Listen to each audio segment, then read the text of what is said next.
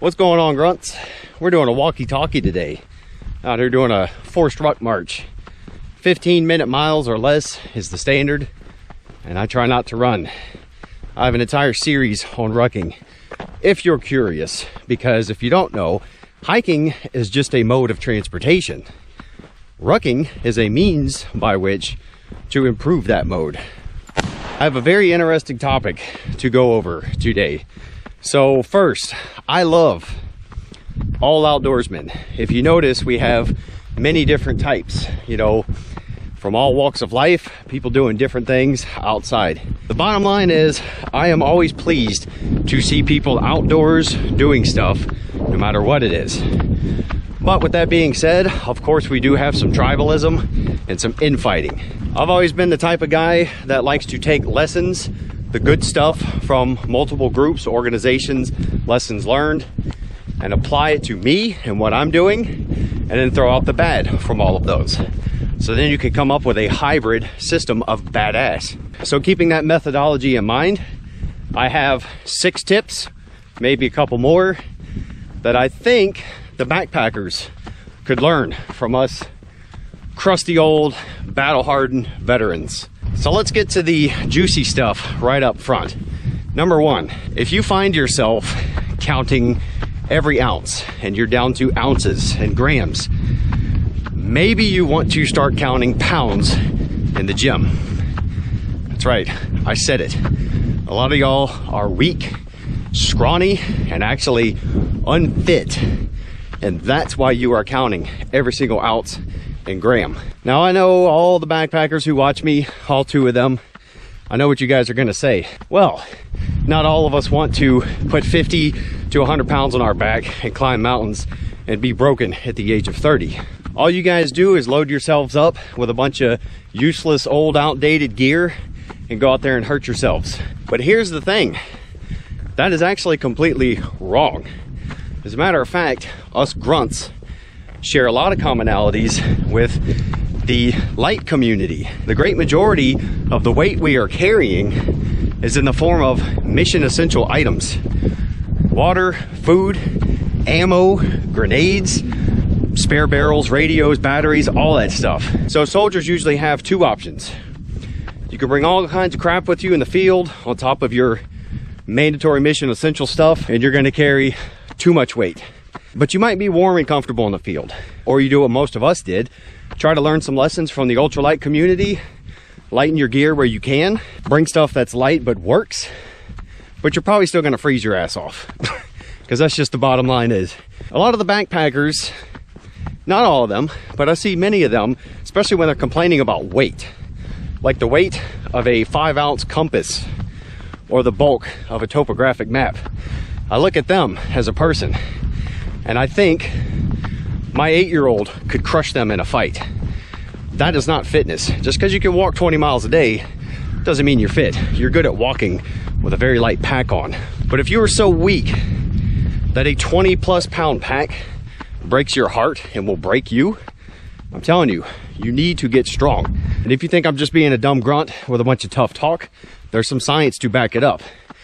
A problem with the endurance community in general is they stay away from resistance training and weight training, believing that they will bulk up and look like Arnold Schwarzenegger because it's just that easy, folks, right? Lift a couple weights, eat some chicken and eggs, and you're a monster. It's a piece of cake. But I challenge you guys, go look up any of your favorite endurance athletes, and you will discover that they have strength and resistance training built into their preseason program. Why? Strength training builds bone density, all the tissues, muscle, ligaments, joints, strengthens all of those. It improves vasodilation. It even improves cardiovascular health, fitness, strength. They're not doing a bodybuilder program. They're doing basic resistance exercises, standard strength stuff to strengthen their body to handle the abuse they're going to put it through during their season. So endurance guys, a lot of the backpackers, they look like endurance people and they look like marathon runners. Weak. But what they fail to recognize is that all of their endurance heroes, the people who are actually successful and make money, smash goals and records and all that, they lift weights. So point number 2, comms, communications. Every backpacker on YouTube has a freaking Garmin device in case they get lost, but they have no other means of communication. They don't even talk about radios or anything else you can use. And I only see a few of them talk about communicating with their friends. If you go anywhere in the backcountry, you should be telling people where you're going, what you're doing, what your route is, what your contingencies are if something goes wrong, where to come start looking for you, and when to start looking for you. So with that being said, number 3 goes along with communications. Battle buddies. Pretty much from the time you walk in the door in the military till the time you leave, you are never alone. I often hated that because it turns into essentially kindergarten for men, and a lot of veterans get out and they're screwed because they've never done anything alone and they've always been told what to do, and so they're screwed. That's another story for another day. On the plus side, however, a lot of veterans keep that tradition. We like to hang out at campfires with our buddies and drink some beers, and we like to go out and explore and discover the wilderness and have some fun with our friends. That also means we're not alone. So if we get into trouble, we have somebody there to back us up. And then going along with communication, somebody on the outside is also on standby to send in the cavalry should something go wrong. Number 4, this also falls under mindset, survival and preparedness. This seems to be the biggest divide between backpackers and survivalists. The survivalists want to go out there with nothing and just start primitive fires, but they can build shelters and build primitive fires and pretty much do okay with absolutely nothing. A lot of the backpackers are gear heavy. Even though it's expensive ultralight stuff, it's gear heavy. Very little survival skills and very little survival items. So a real survivalist, somebody who does not want to get in trouble in the mountains, is always going to have a Bic lighter on him. He's always going to have a knife on him. All the backpackers say this is silly. That's because they are dependent on infrastructure. But you can go look up all the stories where hikers, campers, people in the woods have gotten lost and had to survive. Their number one problem was they could not warm up because they couldn't start a fire. I also beat up the primitive survivalists on this too. Okay, being able to start a fire with nothing, that's cool, but carry a freaking Bic lighter, man. You don't want to waste energy and time in a real survival scenario. So while you're counting ounces and everything, and you should be going to the gym to get stronger, add a freaking Bic lighter, add a little pocket knife. You will not notice that weight. But learning how to use that stuff, especially the knife, it could save your life should you get off trail. So along the lines of preparedness and survival gear, guys, it's mind-boggling how many YouTube backpackers I see dumping a compass, a light compass, because it's too heavy and it's not needed. And I see trail maps only. So on one hand, they are preparing for their hike because they bring a trail map with them. That's the beginning part. And then they bring this Garmin technology that's basically going to waste thousands of tax dollars to bring in the cavalry to save their ass. What about the in-between part? What about not getting lost in the first place? And I know, again, people are going to think I'm just a dumb grunt telling everybody to go out there and do grunt stuff. Well, guys, the first rule of going out into the woods is being able to navigate. Basic compass and topographic map skills, basic orienteering. Look up all the times advanced, expert backpackers got lost and in many cases died because they don't bring navigational items with them. They're complacent and they ignore the weather. And they get into whiteout conditions, they lose the trail, and they are absolutely screwed. This could have easily been mitigated with basic planning, map and compass, and knowing how to use it. Guys, come on. There's 8-year-old Boy Scouts that know this stuff. And again, if a light hiking compass weighs too much for you, you definitely need to get into the gym.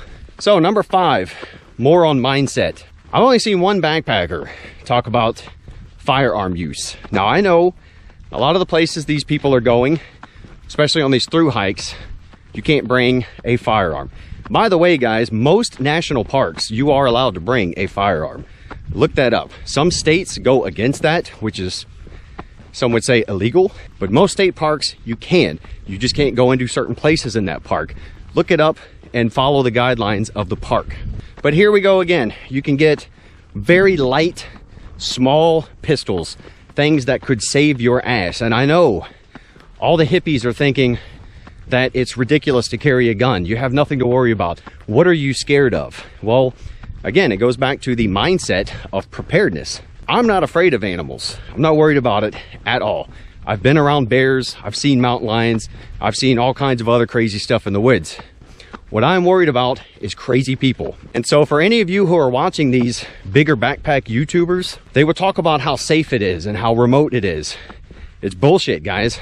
A lot of the trails on these through hikes, especially the trailheads, they are very close to civilization. A lot of rural communities where you have fentanyl, meth problems, you've got extreme poverty. And guys, look it up again.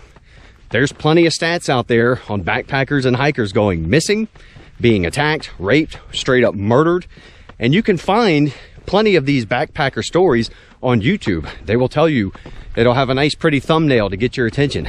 My scariest backpacking experience at night.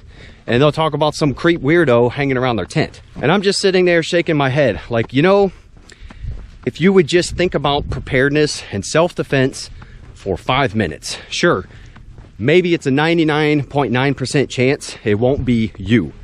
But do you really want to risk that being you? Do you want to be that number? Well, it's going to be somebody.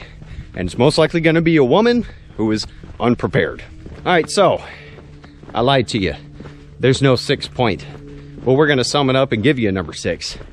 And I'm going to say preparedness mentality. You can hate us grunts and combat vets all you want. You could disagree with how we go into the woods, the clothes we wear, the gear we take, the firearms we have on us. But the bottom line is we are prepared to survive in bad situations if we have to. We can make fires, we can scavenge, we can build shelters. We have some kind of comm systems in place. Along with our hiking, we've gone to the gym. So not only can we carry our stuff, we can carry other people's stuff.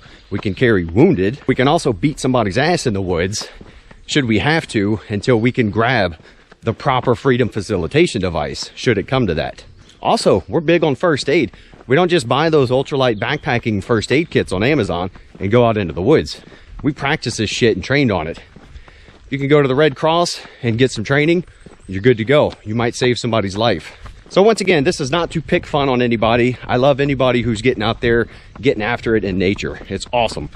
Out at my cabin, I love to see people out there on the trails, run into them, chit chat with them, see what they're up to. And, you know, they look at me like I'm Rambo, but it's like, well, if I hear you screaming, I'm coming out here on my ATV and saving your ass. So it's all about community, guys. We can find the good and bad in every group. We can attack each other for it, or we can learn from it. Hope you enjoyed this. Thanks for watching. See you in the next video. Prepared Lives Matter. Out.